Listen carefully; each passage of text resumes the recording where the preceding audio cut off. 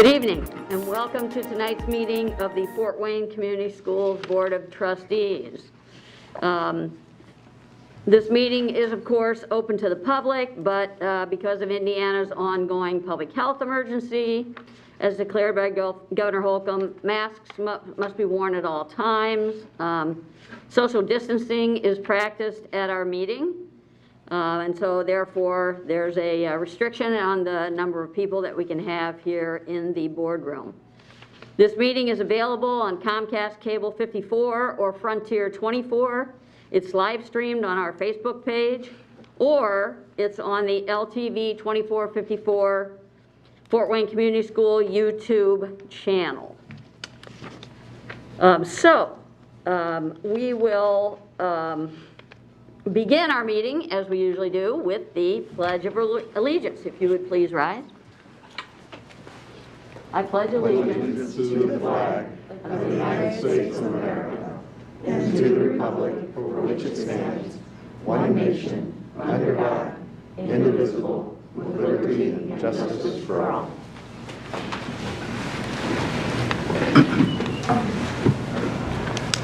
And first on our agenda is the oath of office. We have 3 new members joining us today, Steve Corona, Jennifer Mathias, and Noah Smith. So if you would please socially distance yourselves down here in front of the podium, we will do the oath of office.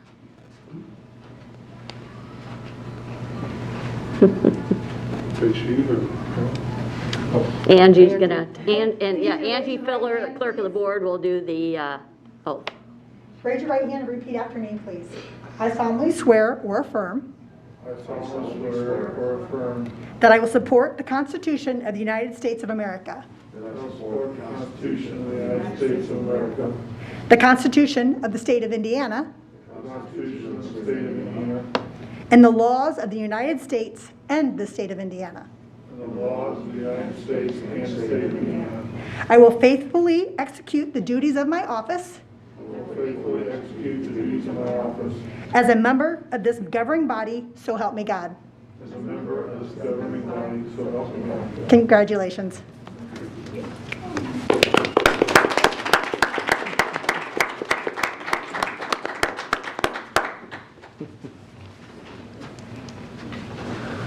And next we will have the roll call of members of the new 2021 Fort Wayne Community School Board. Good evening, Steve Corona from the 5th District.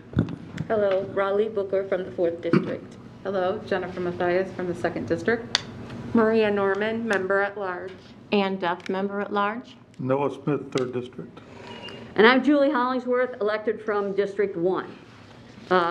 As we do at our first meeting every year, we elect officers for the year. So at this time, we will open nominations for the officers of President, Vice President, and Secretary. Madam Chair, if I may, I would like to place in nomination the following individuals for these offices: Ann Duff as President of the Board, Maria Norman, Vice President, Julie Hollingsworth, Secretary. I'll second that. Okay, are there any other nominations?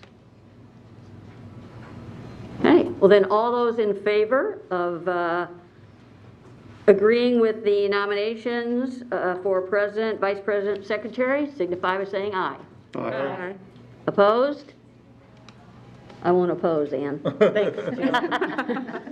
So we will now have the ceremonial switching of chairs.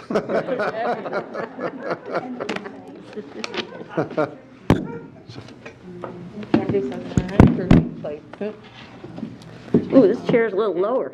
A little higher. Switch your nameplates. Oh, yeah. There you go. Yeah. All right, we're official. Congratulations. Thank you. Thank you for serving. Those name tags or nameplates still reflect your previous That's true. official position. We'll now have the official switching of the nameplates.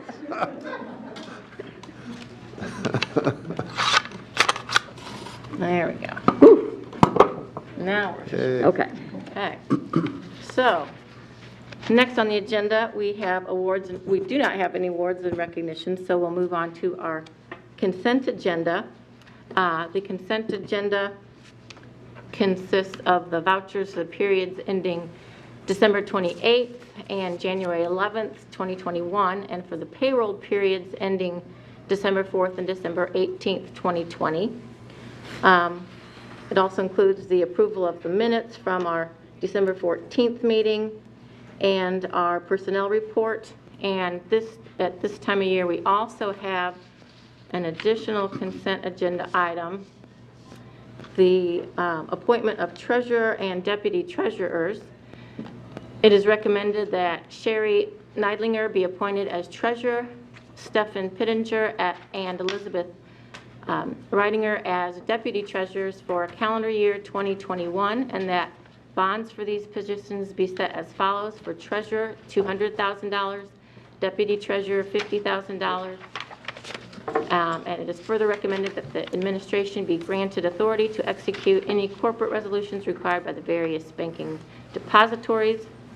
Related information, Indiana Code 2026-41 provides for appointment of a treasurer and deputy treasurers at the same time that the new board organizes.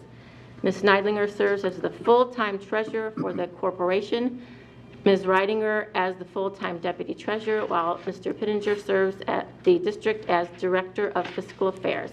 Indiana Code 2026-45 provides the treasurer and deputy treasurers give a bond for the faithful performance of duty in an amount determined by the governing body. Is there a motion on the floor to? Yes, Madam Chair, I would move approval of the items listed under the consent agenda. Second? Thank you, Steve and Julie. Any questions, comments? Okay. All in favor? Aye. Aye. All opposed? Same sign. Okay.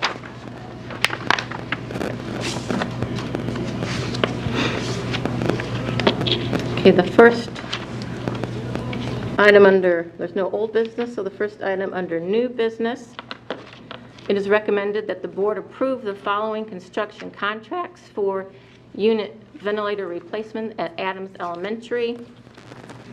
The base bid is $855,000 with 3 alternates, including the boiler room paintings, crawl space, HVAC piping installation replacement, and HVAC terminal equipment replacement for a total of $969,650. And it all, as well as automated logic controls base bid for $178,877. This project consists of classroom unit ventilator replacement at Adams Elementary School. Primary Engineering designed the project. This recommendation is within the program budget, which is identified in the capital projects plan. It is funded from the operations fund. The existing building automation systems are proprietary, and Automated Logic is the single source vendor for this work. Project specifications require the work to be complete by August 6, 2021. Questions will be addressed by Director of Facilities Darren Hess. Is there a motion to approve this? I move approval for this item. Second. Thank you, Julie and Maria. Comments or questions? Okay, all in favor? Signify by saying aye. Aye. All opposed, same sign. Okay, and Steve, I believe you have the next item on the agenda.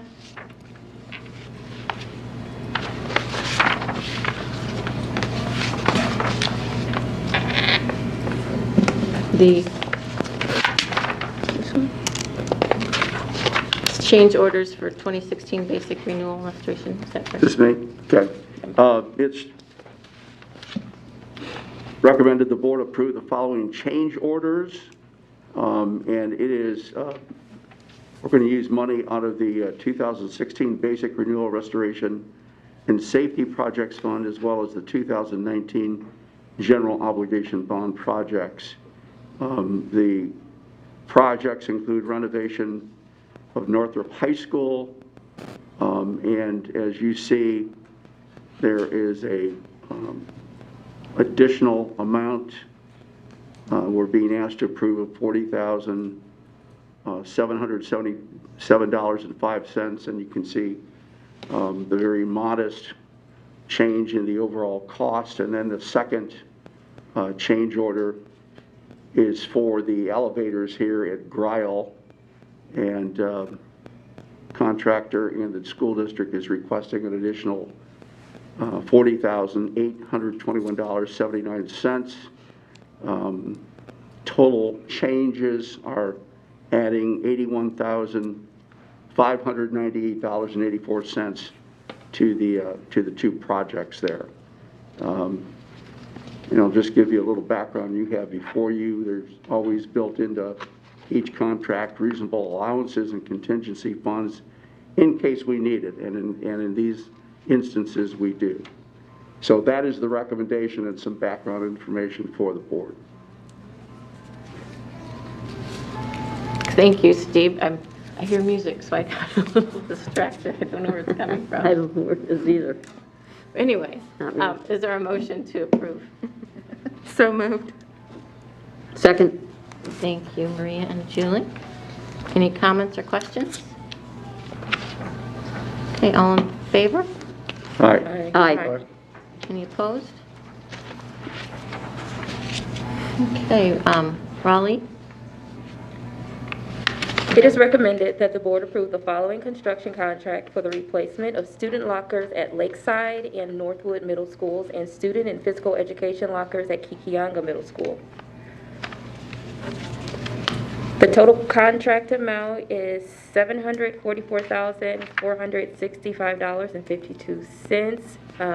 And background information on that is the project was designed and procured through Sourcewell Purchasing Cooperative.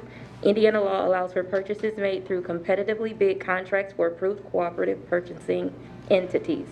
The project is identified and funded by the 2019 General Election Bond. Project specifications require the work to be completed by July 30th, 2021, and Director of Facilities Darren Hess will answer any questions. Thank you, Raleigh. Is there a motion to approve? Move for approval. Second. Thank you. Any questions or comments? Just one question, Darren. Do we have experience using the DeBoer manufacturing company? Yes, we have some rockers that are 30 years old still in use from DeBorg. Very reputable company. And what do we do with those old lockers? They're all built in, so they'll be recycled. Gotcha. So I can't get my old locker at Northwood? You tell me the locker number, I'll bring it over. Okay. Remember the combination? Ooh, that's a tough one. Okay, Thanks.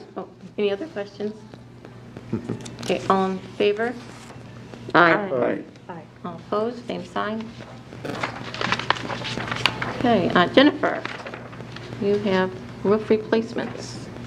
It is recommended that the board approve the following construction contracts for roof replacements at Fairfield Elementary School, Tolles Intermediate School, and Lane Middle School. Fort Wayne Roofing and Sheet Metal, Atecta America Company. The total contract for $557,700. That is for Fairfield and Tolles Intermediate. Second, Sunnymark Corporation, the total contract of $535,250. Some background information. All replacements have been identified in our roof replacement plan, which provides for the replacement of all roof segments over a 25-year period. Martin Riley Architects and Engineers designed the projects. These projects are within the program budget, which are identified in the capital projects plan and are funded from the operations fund. The project specifications require the work to be completed by August 6, 2021. Any questions? Directed to Darren Hess. Thank you, Jennifer. Is there a motion for approval? I move for approval. Second. Thank you, Julie. Thank you, Steve. Any questions or comments?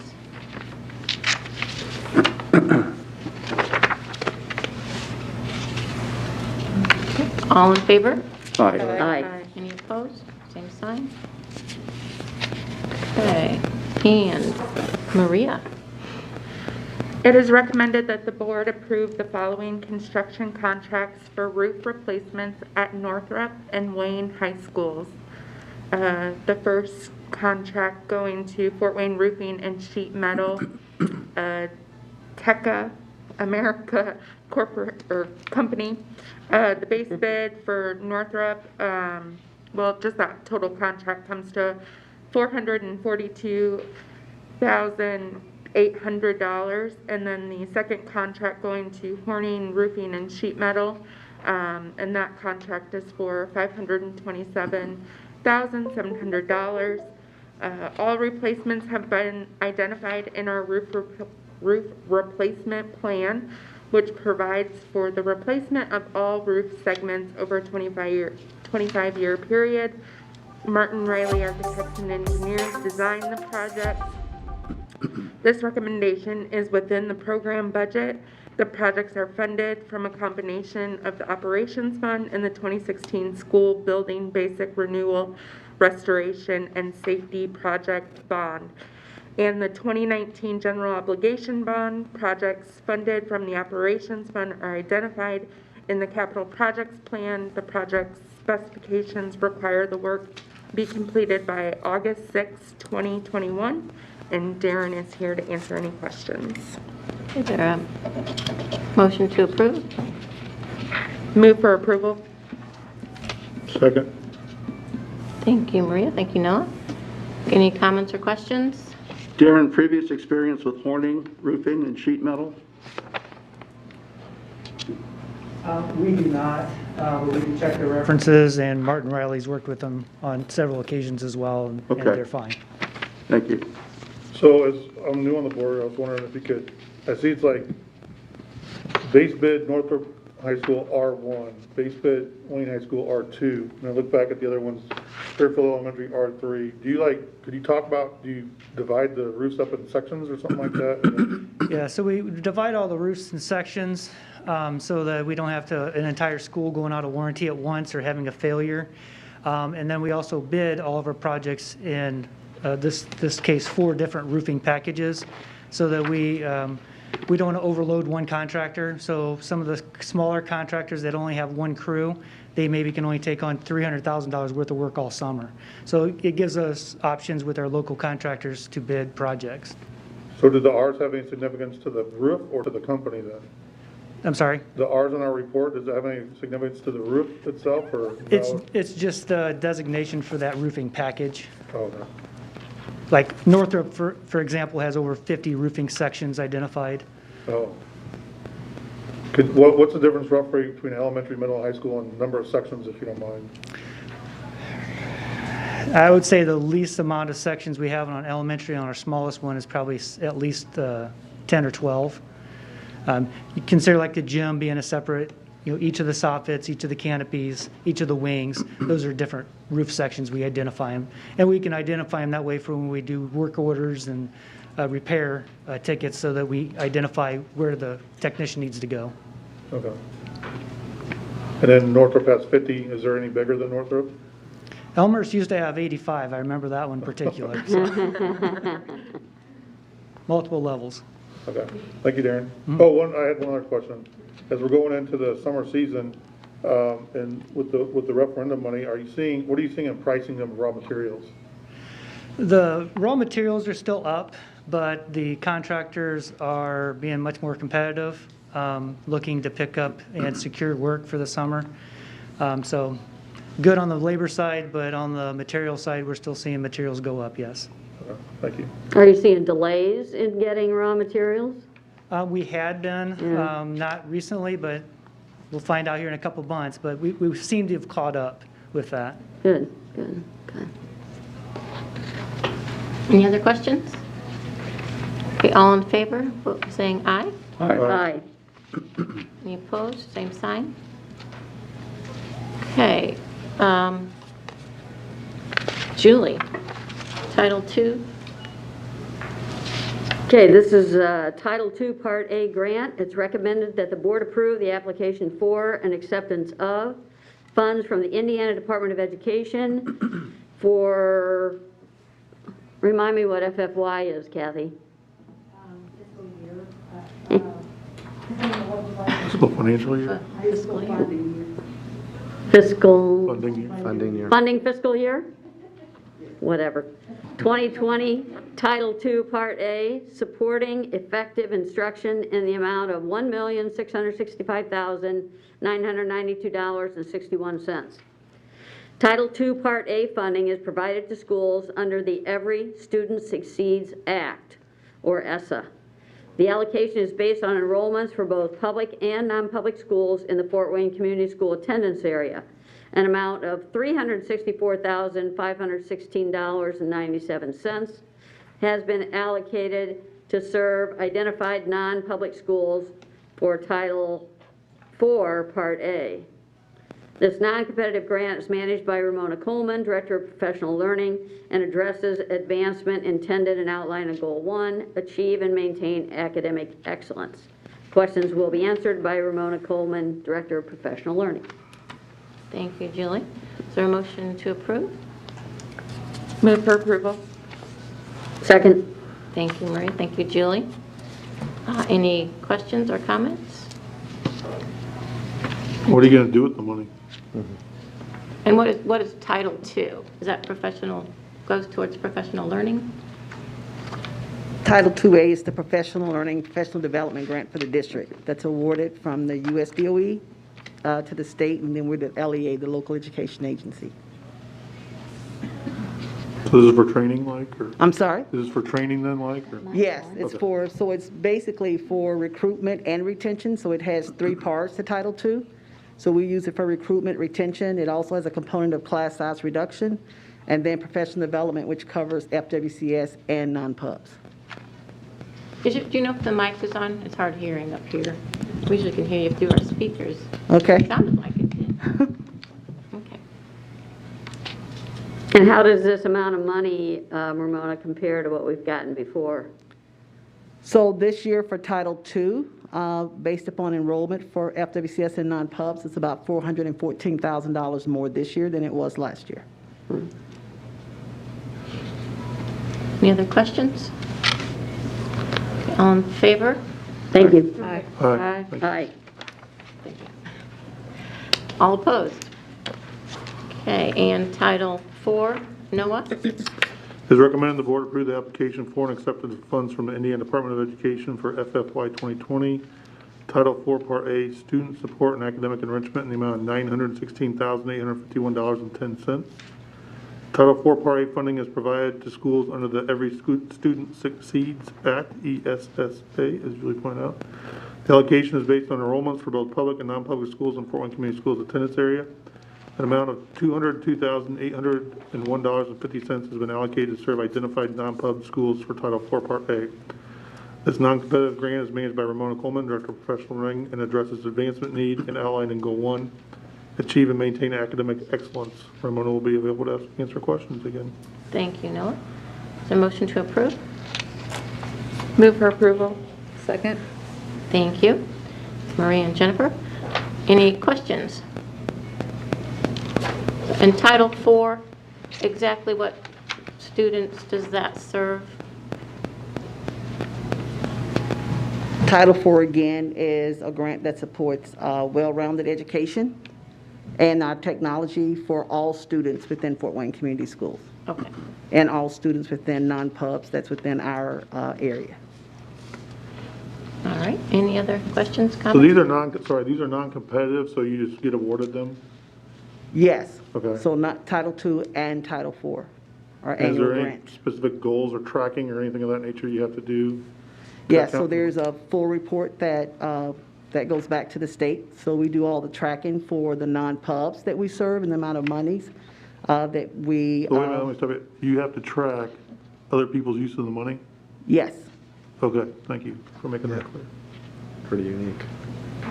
Anything else? I'm smiling underneath. I'm smiling too because it's a lot of money to track for non-pubs. Thank you, Ramona. Okay, all in favor? All right. Aye. Any opposed? Okay, and that concludes our new business. And we have a presentation, the Kroninger Elementary Mobile Libraries. Principal Carrie Kennedy and Media Clerk Sharon Grand Maison will provide, will provide a presentation on Kroninger Elementary School's mobile library. Due to COVID restrictions, elementary students are participating in special area classes within their homeroom environments. Media clerks were asked to travel individual classrooms to provide students with library books to check out, and Kroninger developed a creative way of allowing students to select storybooks that they can check out to read on their own. And when I read this, oh, mobile. Does anybody remember the bookmobile? Oh, yeah. Love the bookmobile. Okay, I thought I was the only one, and everyone thought I was crazy for talking how excited I was when the bookmobile pulled up on the street and you got to sit in there and read the book. Yeah. But anyway, thank you. Please begin. Okay, well, thank you so much for having us here. I'm Carrie Kennedy. I'm the principal at Kroninger Elementary, and this is Sharon Graham Mason. She's our media clerk, and the bookmobile was exactly what I thought of. That's kind of what I call it too when I see it coming down the hallway. But we're going to share with you a little bit how we got to this point. So just like everything else we do, we use the cycle of continuous improvement. So the first stage of that is kind of to look at your data and see where are you. So we looked at last year from August to January 5th, how many books were in circulation or checked out to that point, and we had over 18,000 books that were checked out. So our next part was to set some goals. Well, obviously, getting that many books in circulation was going to be difficult because we have to quarantine books. We can't touch every book. We can't bring the kids into the library all the time. So we had to set a goal of how can we at least get close to that? Because we still need to get books in kids' hands and have them be able to have some choices. So this is where we had to start getting really creative. And this is where Sharon took over and did a big part. And this is the planning of it. So I'm going to let her share with you just kind of her story. Thank you for having me. So just like lots of other people, when the school year started, I was really nervous. I didn't know what to expect, and I thought, how on earth are we going to do this? You know, how are we going to accomplish what we need to accomplish? So once I found out what our protocols were going to be, what our restrictions and limitations would be, you know, it got my wheels turning, and I knew that in order to get physical copies of books into students' hands, we needed to come up with something that we didn't already have. My wheels started turning. I'm kind of a creative person, and luckily I have a husband who is willing to pretty much help me out and jump in and build things with me when I ask him to. So I came to him with ideas of what I wanted, and we had to, of course, modify and learn what things would work, what wouldn't work. And so we created this mobile library together out of some things that we already had in our shed that we weren't using, and things that the PTA actually helped us purchase to be able to create this mobile library. So what it is a cart. Is a cart that we roll down the hallway, which you'll see in a video here shortly. There are commercial carts out there, but I didn't find one that would suit our needs. Also, you know, the cost in that was more than I knew my PTA would be able to help me with. So we created this mobile library for our primarily for our kindergarten, first and second grade students. We travel with the cart. We check out books to them. With our kindergartners, we also have hands-on activities that we take with us that they're in individual bags, so they're not, they're single-use items. They get returned in quarantine just like books do. Beyond that, in our library itself, we have to set up things differently than in the past. We use all the tables that students would normally sit at as book displays. We use the Destiny online catalog. We've been really working with students to use that more than we ever have in the past. So we go to classrooms. We create lots of digital content, so reading stories in videos, and then we help them create library book lists that in small groups, our 4th and 5th graders especially, they can come down and still shop in the library, what I call shop, because it sounds more fun to go shopping. So they shop in our library using their book list, kind of like a list, you know, to go to the grocery store. They create a book list and we help them find books in the library that way. Other than that, I think the video will explain what I cannot say in words. So our last part then is to look at kind of where we started and then see where we are using our new cycle or our new plan. And you can see here we're off by about 4,000 books, but that is really amazing because we have kids that are home, learning from home, and they don't come each week, although they could. They don't come each week to check out books. We have kids that quarantine. We have books that quarantine, so we feel like being off by just 4,000 is really pretty good. So I'm super impressed with all that Sharon's been able to do. And I think once you see our video, which is coming up, you'll be impressed too, because it's really fun. So how many students do you have to put in that 18,000 checkouts into perspective? How many? We have about 635. We have about 150 that are remote. Okay, well, I can't do that math, but that's a lot per kid. Less than 25%. Oh, books per kid? Books per kid. That's pretty good. It's close to 30. We want them to read.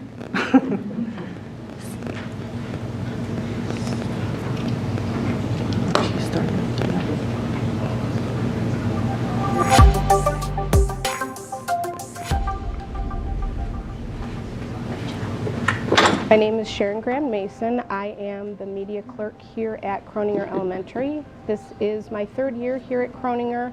Before that, I worked at a few other schools. I've been with Fort Wayne Community Schools for 11 years.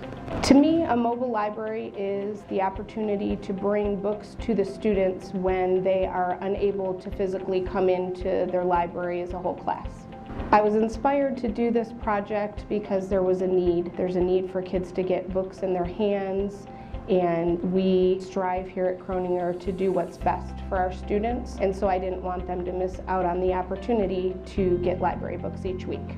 I know what books students gravitate to, so when we were working on this project, we had to keep in mind what age group of students that we were trying to reach and how we could get those books to the students. This is part of our mobile library setup. I have my laptop, which has the program that we use to check out books to kids. I have my book that has the kids' names and their barcodes in it. So we would take our scanner, scan the student's barcode, and then scan the back of the book that has the barcode on it to check our books out to our students.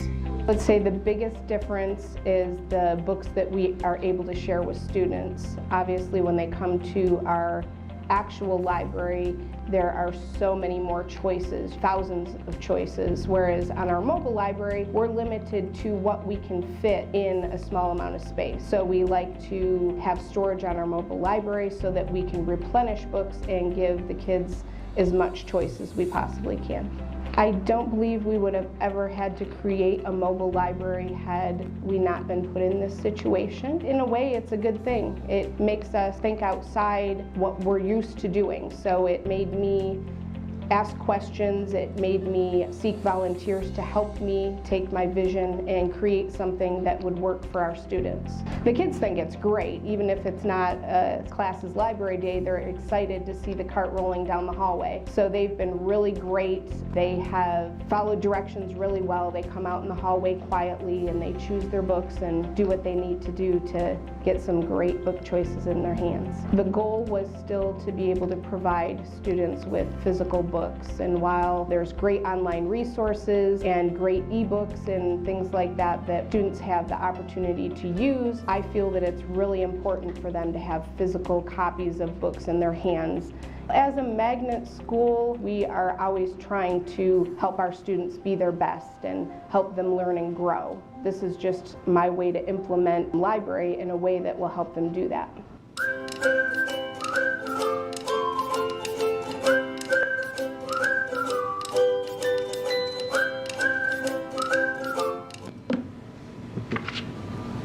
Awesome. Great. Thank you. Hey Sharon, I have a question. Do you have a, I assume you're always getting some new books every year. Do you have a budget for that? Yes, each year, the Fort Wayne Community Schools comes out with money that they provide to, replenish resources or buy new things. This year, a good portion of our budget, I think, will go towards replacing books that were lost between, last March and the beginning of the school year. Oh, that's true. Yeah. Yeah. And just one comment. Personally, I would much rather go to a library or bookstore than have to go shopping. Me too. Okay.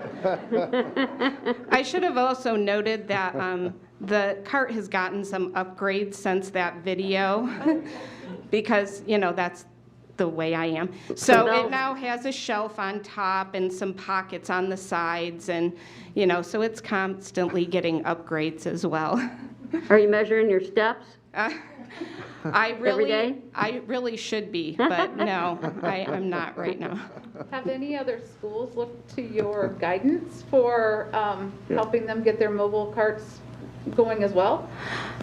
I have had a few people reach out to me and ask if my husband would build them one. He wasn't quite as willing to help them as he was me, but I'm hoping, that some other schools, decide that it's worth the effort because it really honestly makes my day-to-day job way easier than trying to get books to and from in a different way and having to set them up and tear them back down for each class. So in the long run, I think it's well worth the effort up front.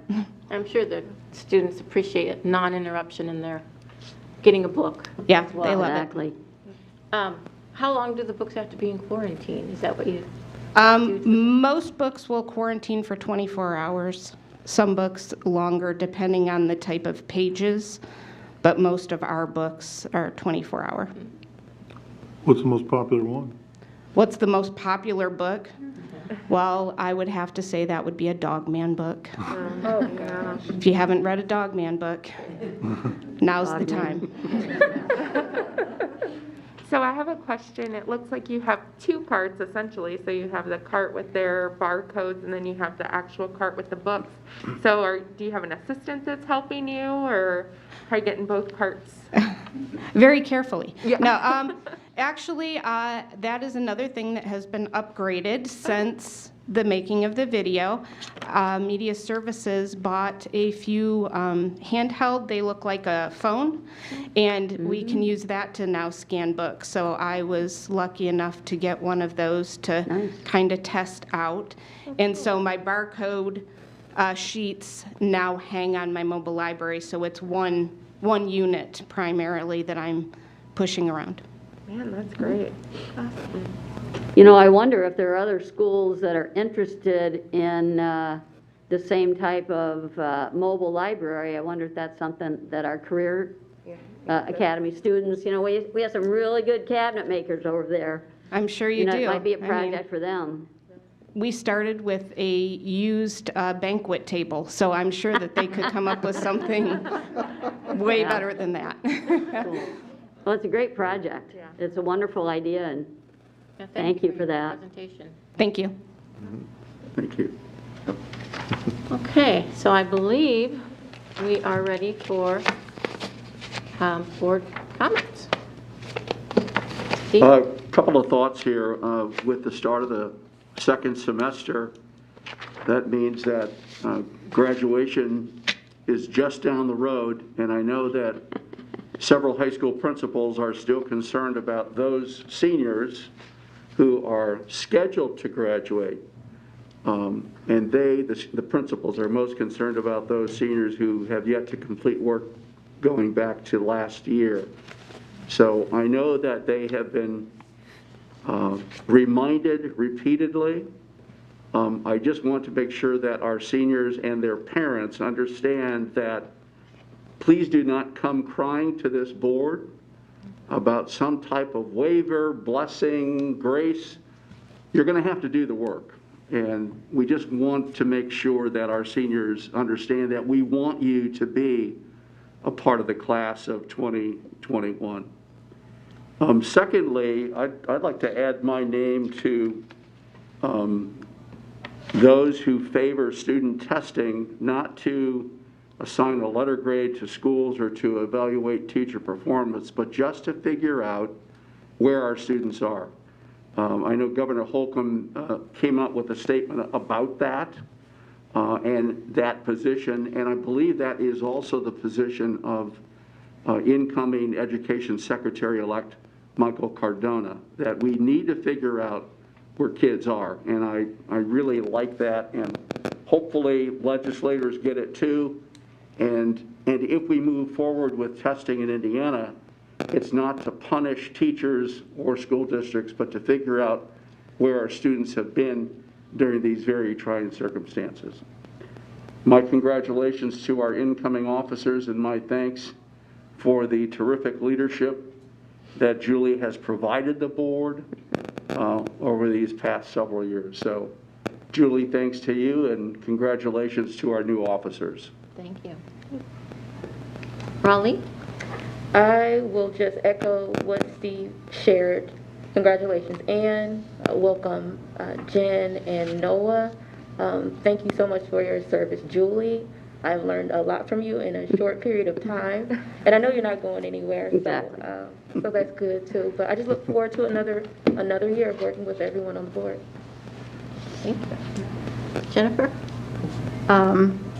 I would just like to say a few things. Fort Wayne Community Schools has been a part of my life for much of my life.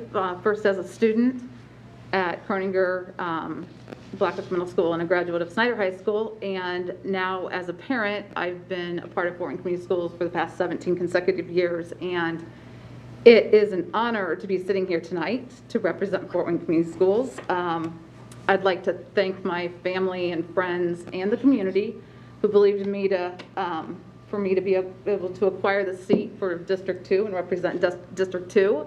I've got to know the board members.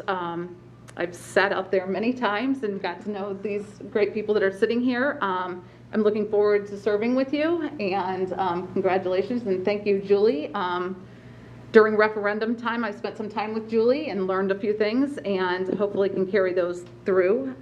So I just did want to sincerely thank everybody and who's believed in me, and I will continue to do the best for you as a representative of Fort Wayne Community Schools. And then quickly, before break, I was privileged to be able to be a JA. I was asked to be I own 2 businesses for myself, and I was asked to be a guest speaker in 4 classrooms, and I have learned firsthand, they were virtual classrooms, so I have learned firsthand the struggle that the teachers are going through right now. So I was presenting to a classroom of heads that looked like this, or looked like this, or saw them back there somewhere.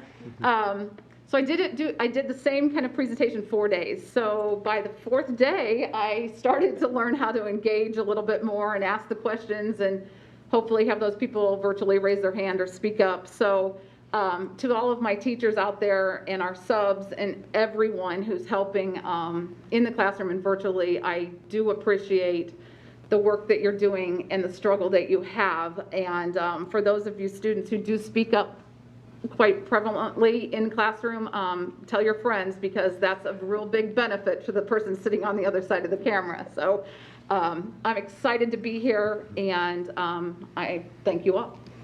Thank you. Maria? Well, I will echo everyone's excitement. Welcome to Noah and welcome to Jennifer, and thank you so much, Julie. I don't know if it's because you were my math teacher when I was in high This big? school. This Yeah, when I was little. I don't know if it's because of that, but you've just been so helpful and never made anybody feel dumb when we had a question. So I appreciate that thoroughly. And then just on a serious note, I wanted to say, I know a lot of us up here are news watchers, and as we watched last Wednesday, I know that most of us watched in horror and dismay, and I just want to say to all of the adults watching on Facebook and all over our community, I hope that we can move forward as a unified nation, one where our children understand that we don't resort to violence when we want our voices heard. I really think that we need to stop seeing R or D, red or blue, right or left. We need to see ourselves as members of our nation. We are all Americans. Where you use your voice is when you vote. You can contact your elected official. Or if you want, you can do what we all did and run for office. Those are ways, effective ways that you can voice your opinion. What our children witnessed on Wednesday should not take place again. As the adults, we need to do better for our community, our nation, and our world. And I just wanted to extend a special thank you to those teachers and any staff members who had to answer those difficult questions on Thursday. I mean, I watched what I thought was going to be a boring vote count, and it turned into total chaos. And my son was watching, and I was crying, and he had lots of questions. So I can only imagine what parents and teachers went through last week as we explained what was happening to our children. So I just really hope that the events of Wednesday can just grow us stronger and unify us even more to see that we need to be together and not divided. Thank you, Maria. Well said. Julie? Yeah, I'd like to congratulate our two new board members, Jennifer and Noah. Welcome. Looking forward to an exciting year. And I just want to thank the rest of the board for, you know, the honor and privilege of serving as president for 4 years. But I do strongly believe that that position is something that should be not dominated by any one person for a long period of time. And so 4 years is probably enough, and probably done enough damage, and time to move on. But I have full faith in you, Ann. Looking forward to your leadership. I'm not sure I do. But with your guidance. I saw in the news where the Coliseum has been opened as a vaccination site. And I believe they've started vaccinating those that are 80 and over now. And I would just like to call on Governor Holcomb to, despite guidance from the CDC, I believe teachers should be able to be vaccinated immediately after that. I don't believe in this state considered right now essential workers like health workers, and I think that's something that we should call on Governor Holcomb to change. The legislative session started in Indiana. It's a long session, a budget session for the next 2 years.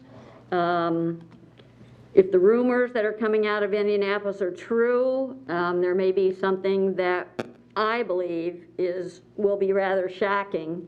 But I'm not going to say anything about it yet.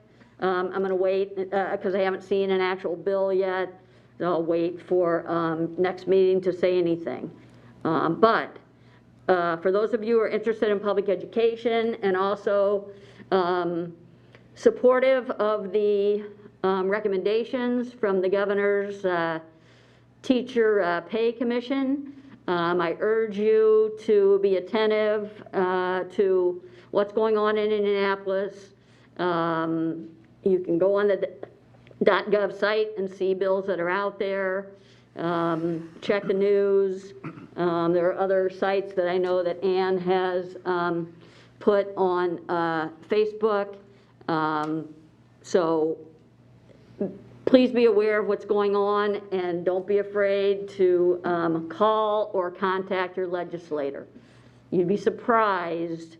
I think we heard before that if a legislator gets 5 or 6 contacts or emails on a certain topic, that is a lot. And I believe that particularly our parents and community members this session need to make their voice heard. That's all. Thank you, Julie. Noah, comments? Thank you, Julie, for your leadership and stewardship of this group over the last 4 years. 4 years ago, you started this job, you didn't even know me, and I didn't know you. That's right. 3 years ago next month, I convinced Jennifer Mathias to show up to a board meeting and see if we could try and change Steve and Ann and Maria and Julie, along with Tom and Glenna's minds of maybe eliminating the honors classes. And I guess I want to thank you in public for doing that. I don't know that we've ever done that. We might have done it individually, but I've not done that in public.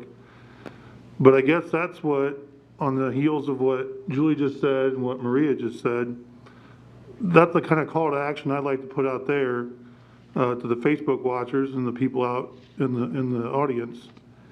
The call to action to talk with us as board members, to talk with our state representatives and legislators, to email and phone call, and try and make productive change. As Julie mentioned, there's some things that look like they're coming down the pike at the State House.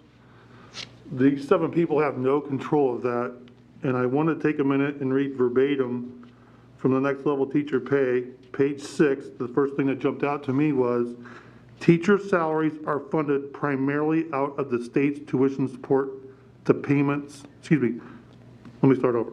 Teacher salaries are funded primarily out of the state's tuition support payments to school corporations, period. I know this body helps govern the district and helps oversees the payrolling of teachers and that sort of stuff.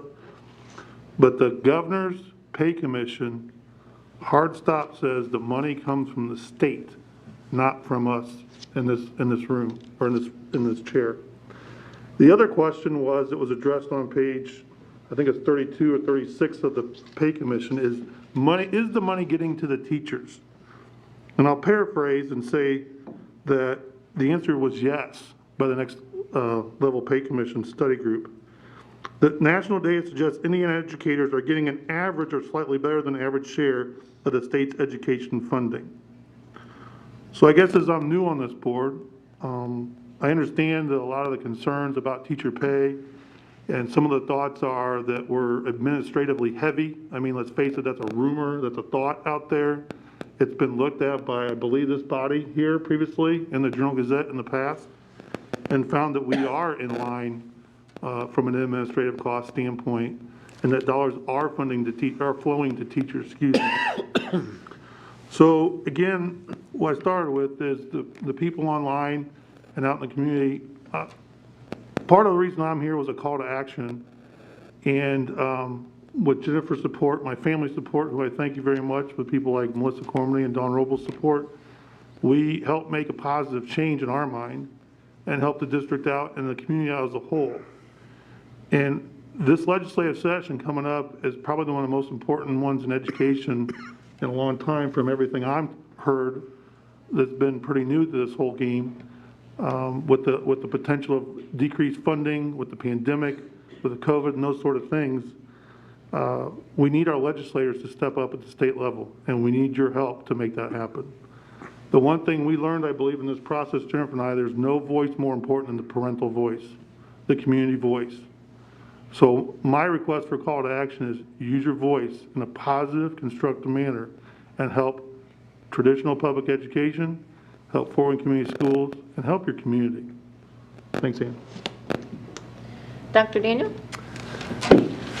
Thank you. First of all, again, congratulations to all of our new board members, Steve, Jennifer, Noah, as well as as well as all of you. You're truly servant leaders, and people don't understand, I don't believe, quite the level of service that you provide. So again, thank you for that. Second of all, thinking of what you've been talking about, we are arranging for Dr. Marcotte. Again, he's a person who's helped us from the standpoint of large districts in the complexity formula. There's a lengthy study. Excuse me here. I think those, sometimes those maths actually make you cough. Little fuzzballs or whatever. But anyway, I will say this. We want to present that at a board meeting. It'll either be, we're arranging that time, it'll be either the first meeting in February or the second meeting in February. I think the public needs to hear what's happening with our funding. Kathy's done an excellent job, friend, of laying that out and providing that information. We were one of the school districts that were used as a case analysis, case study. And you're going to be rather shocked to see what's happened in regards to funding to districts such as ourselves. That needs to be reversed. So back to what you were saying, Noah, that means we need public support. And if we could have, say, 50 people contacting our state legislatures, I think that would be extremely powerful. And then if our other districts, similar districts, would do the same. So we have that in the near future. And it needs to happen by the end of February. We are understanding that legislators will go for a recess during the month of March because of what's happening in Indianapolis. Something called a round ball that bounces will be taking precedence in that area. So they need to clear some of the space and so on and so forth. So understandably, but as soon as they return after March into April, there will be some intense work in regard to budgeting. But they need to hear the message before they take that March, if you will, recess. So with that said, I think we're well positioned. We have a very strong argument. It's supported with data and facts, things that perhaps in the future or in the past we didn't have, but leading us to the future we do have. So our argument can be, it's well-founded. So with that said, again, beginning of a second semester, appreciate Steve's comments in regards to students and the seriousness. I can tell you we immediately looked at the results on our LMS in regards to student engagement and usage. It was substantially higher the first week. Of course, today is the beginning of the second week. Hopefully that will not wane, but the message to our parents and to our students, school is as school has always been. You need to attend. Attendance is critical. And of course, also, as Jennifer said, engagement sure helps the presenter and makes it more, should we say, lively conversation. So students, please attend, please participate in Zooms. It's not time to check out. We're back to the norm, and the norm is we expect you there anytime, whether it's in person or remotely. So with that said, I'll leave one positive note too. When we came back on Monday, we're very fearful of the holiday, if you'll say the skid of COVID. We had a rather substantial high number of attendance, both from staff perspective and teacher perspective. So we feel as if things did, we did somewhat recover because, heading into the holidays, we were stretched. We will carefully monitor what's going on because the state, our local Allen County health professionals are saying we're most likely heading back in red. So We're in orange, but heading back to red. So we need to be very aware of all the protocols in place, trying to keep things as safe as possible, and continue with our educating of kids. Looking finally to see how we're handling the subs and so forth. We've had very good coverage, at least from the numbers that I'm seeing. First day was very, very good. We're about in the mid-70s to lower 80s of coverage. That's much better than where we were before. We were just barely at the 50% rate. So with that said, that's good news. But again, if anyone's interested in being a sub, Mr. Kamek will put you on the fast track. We'll get you in those classrooms very, very quickly. And I'm talking about college students that are home and need something to do. Might be something you might be interested in. So with that said, again, beginning of second semester, we're ready to move forward, ready for that graduation date coming in the spring. So thank you. Thank you. I think we'll look forward to, is it Dr. Marcotte? Yes. Presentation, so that sounds interesting. I'd also like to welcome Jennifer and Noah. Glad to have you on the board, and I know you'll do great things for us. Also, thank you very much, Julie, and I'm still going to, for you are being president, but I'm still going to rely on you and your expertise as I maneuver through this presidency. I'd also like to thank a few other entities, WPTA for putting our Be Instrumental program on television over the holidays. I think December 21st and 22nd, they highlighted a lot of our students and their instruments and playing their music. So that was really neat. I watched a few of those. Also, I know, as a parent, it is difficult when you cannot be in person watching your kid play their sport or their instrument or whatever it is. So I just want to thank Summit City Sports for being there and videotaping our sports as they have in the past. But I think right now it's even more important that they broadcast, and so you can at least watch them live, and then you can watch them over and over and over again, as my husband did. Every Saturday morning, hear that same play over and over and over. And our favorite announcer, Tim Atkinson, they do such an awesome job of making every player sound like they are the most amazing player out there. He does do a good job. He does a great job. Also, Karen Francisco, she's already been writing about education issues. Once again, she's very staunch supporter of public education. She just had her editorial this past Sunday. She was talking about a book, House Burning, meaning the schools and the threat to public education. But and I believe it was in this book, that just kind of reiterated why public education is so important. It ensures that every student gets a quality education, and not only a quality education, but an equitable and equal education for every student that walks through that door. And I think that's why we are all here, because we believe in our public schools, and we believe in serving every student no matter what the issues are, and that's what public education is all about. And also, this is what I wrote in my notes, so it must be true, that they did pass the bill that we will get the 100% funding rather than the 85% for being virtual. I just want to thank our legislators for doing that, although to me that's kind of a no-brainer, because why punish us when we are in the middle of a pandemic? We should get our 100%. We still have our buildings and all those expenses, but so it's common sense, but I do appreciate the passing of that bill. And then just one more comment, since we're talking legislative. I know Steve mentioned that, if we could at least not increase voucher, not expand on vouchers, that could help towards teacher pay, raising our teacher pay. And there's been a few letters in the newspaper where people mentioned that, well, if we get rid of vouchers, then that means all those students who are on a voucher are going to be in the public schools, and we're not going to be able to handle that. But, we all know that vouchers really have become more of a middle class entitlement than to help out that poor student escape a failing public school, because we know that more than 50% of those students in those private schools have never intended to go to a public school. They were going to go to that private school whether they had to pay or whether they got a voucher. So if we were to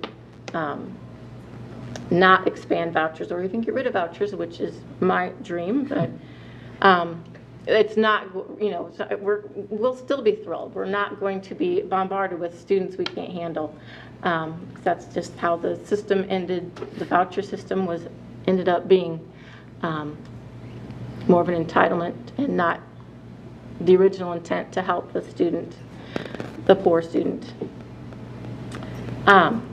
So I believe that's all my comments for this evening. So I think we are ready to adjourn. Is there? I'm sorry. Oh, I don't know how I forgot to make this comment, but I did want to bring up the fact that during a press conference last week, it was announced that the former LC ward will be utilized by the neighborhood health clinic, giving new life and providing much needed health services to people in that in the 4th district, in that neighborhood, and all over. One of the speakers, her name was it Angie Yes. Zeigel? She just shared that the services used by neighborhood health clinic are primarily utilized by people in that 46806 zip code. So it's a win for Fort Wayne Community Schools. Thank you so much to Dr. Daniel, to Julie, to everyone who sat at the different tables and in the different meetings to discuss what could happen with that building. Thank you to Neighborhood Health Clinic. Thank you to the community members who brought it to the table, who drew attention to it, and who really pushed to make this happen too. So I wanted to bring that up. Well, and thank you too, because I know you participated in some of those meetings as well, so appreciate that. One more legislative item. We were talking about following the bills and things this year. Watch the session closely and see what happens to public education. But you can also track bills by going to Legiscan. I think it's legiscan.com, and you can, if you find a bill that is of interest to you, they'll send you you enter that bill, and then they'll send you an email that says where it is in the process. So I'm tracking one. I need to find out more. One is not enough, because I know there's several out there ready to do damage. Anyway, so motion to adjourn. Move for adjournment, Madam Chair. Second. Okay, all in favor of adjourning? Aye. Aye. And we have